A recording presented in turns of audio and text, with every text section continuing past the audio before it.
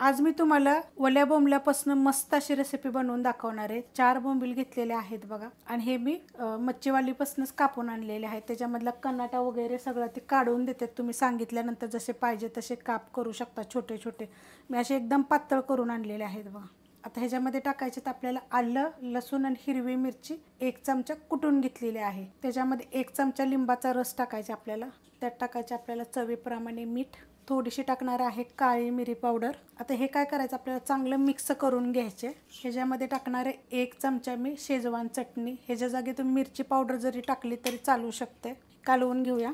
त्यात टाकणार आहे थोडीशी हळद, छोटा 1 चमचा जिरे धने पावडर, थोडीशी टाकणार आहे मिरची पावडर। आता हे पण आपण ह्याच्यामध्ये मिक्स करून घेऊया। ह्याच्यामध्ये घेतलेला आहे 2 चमचे कॉर्नफ्लॉवर आणि 1 चमचा घेतलेला आहे मैदा। आता हे सगळं आपण चांगलं मिक्स करून घ्यायचं। मस्त असं बघा मिक्स केलेलं आहे। ह्यामध्ये पाण्याचा वापर बिलकुल करायचा नाहीये। तेल बघा गरम करत ठेवलं होतं आणि तेल चांगलं आपलं कडक गरम झालेलं आहे। असं पकडायचं आणि सोडायचं, एक एक हलवून घ्यायचं। बघा किती मस्त झालेलं आहे।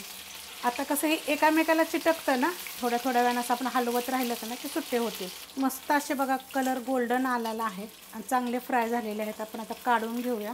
एकदम वरनं कुरकुरीत आतून सॉफ्ट अशा पद्धतीत बघा हे बोंबील, ओले बोंबील फ्राय करून दाखवलेले आहेत। तुम्हाला ही रेसिपी कशी वाटली जरा मला सांगा।